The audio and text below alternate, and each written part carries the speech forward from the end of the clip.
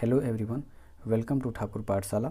आज हम रचना का एक टॉपिक लेके आए हैं जो त्रिभुज से संबंधित होगा। एक वीडियो त्रिभुज से संबंधित हमने पहले बना चुका है जो आप लोगों को पता ही होगा, और ये मेरा त्रिभुज से संबंधित दूसरा वीडियो है। तो चलिए शुरू करते हैं। अगर आप हमारे चैनल पर नए हैं तो चैनल को सब्सक्राइब कीजिए, बेल आइकन को दबाइए, अपने दोस्तों के पास शेयर कीजिए। चलिए बिना देरी किए हुए शुरू करते हैं। क्वेश्चन है कि 5 सेंटीमीटर, 6 सेंटीमीटर, 7 सेंटीमीटर भुजा वाले एक त्रिभुज की रचना करें। फिर एक अन्य त्रिभुज की रचना करें जिसकी भुजाएं दिए हुए त्रिभुज की संगत भुजाओं की 7/5 गुनी हो। सेम सवाल हमने पिछले वाले वीडियो में बताया था। इस सवाल में भी हमने सेम क्वेश्चन ही लिया, बट पिछले वाले वीडियो में हमने 5/7 लिया था, यहाँ पे 7/5 लिया है। उसमें अंतर त्रिभुज का निर्माण होता था, इसमें बाह्य त्रिभुज का निर्माण होगा, और दोनों का बेसिक हम एक बेसिक वाले वीडियो में बताया था। तो आप लोग उस बेसिक वाले वीडियो को ज़रूर देखिए ताकि आप लोग को ये आसानी से समझ में आए। हम यहाँ पे पेन का इस्तेमाल किया है रचना बनाने में, बट आप लोग यहाँ पे पेन का इस्तेमाल नहीं कीजिएगा, आप लोग कागजी का इस्तेमाल कीजिएगा, क्योंकि पेन का इस्तेमाल आपका सही नहीं होगा, गलत हो जाएगा। क्योंकि हमें आपको समझाना है तो हम पेन का इस्तेमाल करके, ताकि आपको फ्रेशली क्लियरली नज़र आए। कागज़ी में उतना ज़्यादा समझ में नहीं आता है, वो उतना ज़्यादा क्लियर नहीं दिखाई देता, इसलिए हम पेन का इस्तेमाल कीजिए।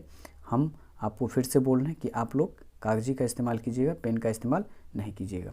त्रिभुज का रचना आपने पहले भी किया था पहले वाले वीडियो में। चलिए हम सेम त्रिभुज की रचना कैसे करते हैं फिर से देख लीजिए। अगर हमको 5, 6 और 7 सेंटीमीटर भुजा वाला है तो सबसे पहले क्या कीजिए आप, आसान तरीका में सबसे पहले आपको ध्यान रखना है कि बड़ा वाला भुजा को आप बेस मानिए। तो 7 सेंटीमीटर था, तो हम देखिए 7 सेंटीमीटर का पहले एक भुजा ले लेते हैं। ये मेरा 7 सेंटीमीटर का भुजा हो गया। इसका नाम हम रख देंगे ए और इसका नाम रख देंगे हम बी।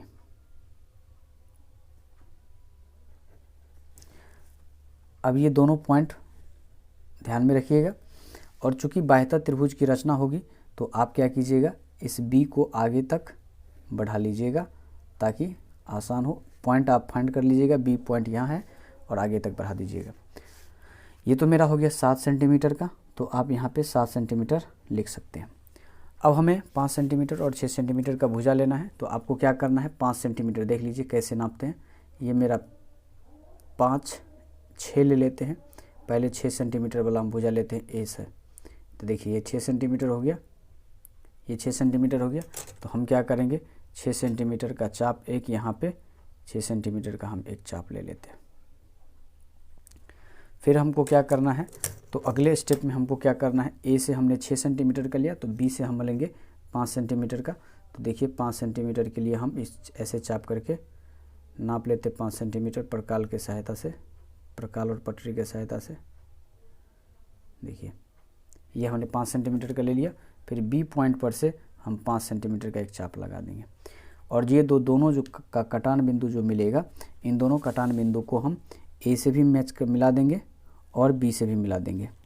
देखिए दोनों का कटान बिंदु ये है, इसको ए से मिला देंगे, और दोनों का कटान बिंदु जो है इसको बी से भी मिला देंगे। ये मेरा त्रिभुज का रचना हो गया, इसका नाम हम सी रख देते हैं। अब हमको क्या करना है, बाह्यतः त्रिभुज का निर्माण होगा, तो हम आप लोगों को बताए थे बेसिक वाले वीडियो में कि ए वाले रेखा को, ए बी को भी बी की तरफ आगे बढ़ाना है, और ए सी में भी ए सी को आगे बढ़ाना है। ऐसा इसलिए करना है क्योंकि हम उधर ही इसलिए बढ़ाएं, ए सी को सी की तरफ ही क्यों बढ़ाएं, क्योंकि हमको ए पे न्यून कोण बनाना है। तो चलिए हम न्यून कोण बनाते हैं। अब हमको अगले स्टेप में क्या करना है, अगले स्टेप में ए पर हम एक न्यून कोण बनाएंगे। कोई सा भी आप रेंडमली एक न्यून कोण बना लीजिए, इससे कोई दिक्कत आप लोगों को नहीं होगी। कोई सा भी आप न्यून कोण बना लीजिए, अगर आपकी इच्छा है तो आप प्रकाल से भी बना सकते हैं। ए एक्स हमने एक न्यून कोण बना लिया। अब हमको क्या करना है, 5 और 7 में बड़ा है 7, तो सबसे पहले क्या करना है, एक फिक्स चाप कर लेंगे। फिक्स चाप करने के बाद क्या करना होगा कि ए एक्स पर आपको 7 चाप लगाना है। अब थोड़ा सा छोटा ही रखिएगा ताकि आपको 7 चाप आसानी से हो जाए, दोबारा न बड़ा करना पड़े। तो हम चाप लगा दे, देखिए एक चाप हुआ, यहाँ से दूसरा चाप हुआ, ये मेरा तीसरा चाप हुआ, ये मेरा चौथा चाप हुआ, ये मेरा पांचवा चाप हुआ, ये मेरा छठा चाप हुआ और ये मेरा हुआ सातवां चाप। अब इन सातों चाप का नामकरण हम करेंगे, चूँकि ए से न्यूनकोण बनाए थे तो हम इसका नाम रखेंगे A1, A2, A3, A4, A5, A6 और A7। अब हमको क्या करना है, चूँकि बाह्यतः त्रिभुज का रचना होगा, क्योंकि अंश बड़ा है, तो आपको क्या करना है, जो हर होता है उसको मिला देना है। यानी कि 5 है हर, तो हर को B पॉइंट से मिला देना है, यानी कि A5 को B से मिला देना है। अब A5 को यहाँ पे और इसको B से मिला देना है। अब A5 को हम देखिए कैसे B से मिला दिए। अब हमको क्या करना है कि A5B के समानांतर A7 से एक रेखा खींचना है। तो A7 से कैसे रेखा खींचेंगे, तो सबसे पहले हमको क्या करना होगा, एक रेंडमली आप चाप कर लीजिएगा, छोटा बड़ा जो भी इच्छा हो आप, और A5 पर रख करके आप इन दोनों लाइन के बीच में A5 और A5B इन दोनों लाइनों के बीच में एक चाप लगाइएगा।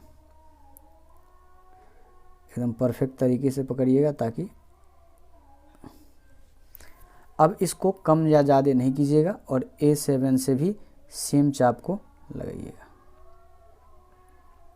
अब हमको क्या करना है कि इन दोनों के बीच का एंगल देख लेना है कि ये कितना एंगल है। इस पॉइंट पे रखिएगा, इसको थोड़ा कम ज़्यादा करके आप इसको और इसको देख लीजिएगा, थोड़ा सा और बढ़ाना पड़ेगा।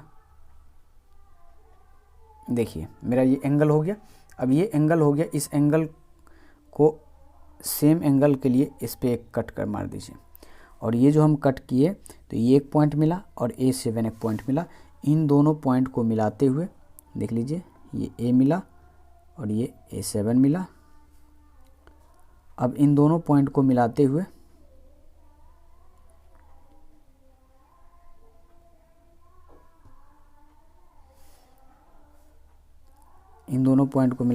एक रेखा खींच दी। देखिए A5B के समानांतर हम A7 से एक रेखा खींचे और इसका नाम रख दिए B डैश। अब हमको क्या करना है, B डैश जो यहाँ पे पॉइंट मिला, इस B डैश से यहाँ पे जो मेरा B डैश पॉइंट मिला, इस B डैश पॉइंट से इस पर भी एक समांतर रेखा खींचना है। तो इस पर समांतर रेखा खींचने के लिए क्या करना पड़ेगा, BC के समांतर खींचना है। तो सबसे पहले हमको देखना होगा कि BC कितना एंगल पे है। तो आप क्या कीजिए, एक रेंडमली चाप ऐसे B पॉइंट पे रख के दोनों लाइन के बीच में खींच लीजिए, जैसे हम यहाँ पे खींच लिए। और जो चाप इसमें खींचे वही चाप B डैश पॉइंट से खींच लीजिए। अब आपको क्या करना है, अगले स्टेप में इन दोनों के बीच में देख लीजिए, थोड़ा ज़्यादा है तो इसको थोड़ा सा कम कर दीजिए। देख लीजिए थोड़ा सा अभी भी ज़्यादा है। देख लीजिए ये मेरा एंगल है, देख लीजिए आप ऐसे नाप लिए। नापने के बाद इसको क्या करना है, इस पॉइंट पर से इसको एक कट मार देंगे और ये कट करने के बाद यहाँ पे एक मेरा पॉइंट मिलेगा। इस पॉइंट को और B डैश वाले पॉइंट को, दोनों पॉइंट को मिलाते हुए एक रेखा खींच देना है।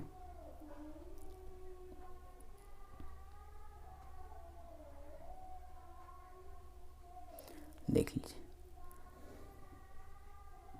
देखिए एक रेखा खींच दिए और इसका नाम हम रख देंगे C डैश। अब ये मेरा रचना कम्प्लीटली बन के तैयार हो चुका है। ये हमने लिया था 6 सेंटीमीटर, इसका नाम 6 सेंटीमीटर लिख दीजिएगा। ये हमने लिया था 5 सेंटीमीटर, इस पे 5 सेंटीमीटर लिख दीजिए। ये मेरा रचना कम्प्लीटली बन के तैयार हो गया। अब हमको लिखना होगा रचना के चरण। तो हमने क्या क्या किया था रचना में, ये बात आपको लिखना होगा। तो चलिए शुरू करते हैं, क्या क्या लिख। सबसे पहले हमने क्या किया, रचना के चरण में, रचना के चरण में हमने सबसे पहले क्या किया था, पहला स्टेप में हमने किया था AB बराबर 7 सेंटीमीटर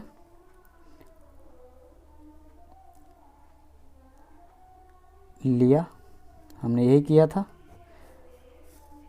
दूसरा स्टेप में हमने क्या किया, A से 6 सेंटीमीटर तथा B से 5 सेंटीमीटर की चाप लेकर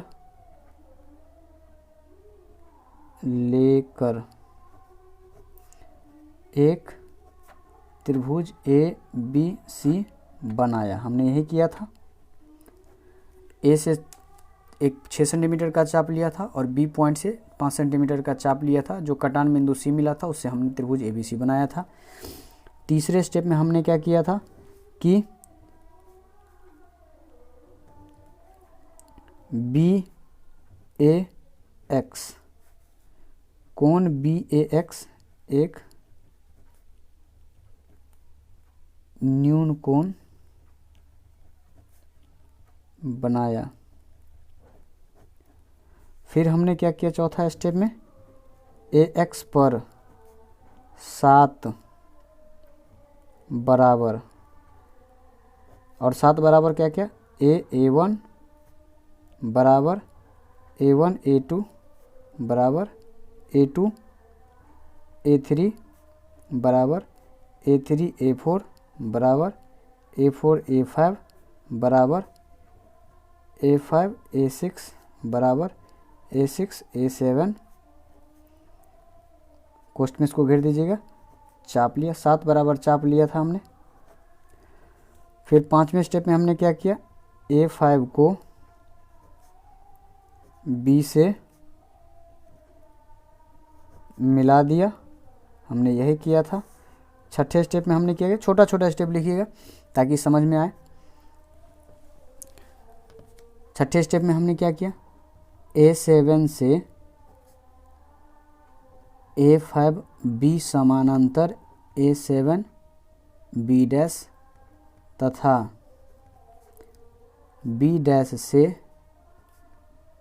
BC समानांतर B डैश C डैश खींचा। अब इस प्रकार त्रिभुज A B dash C dash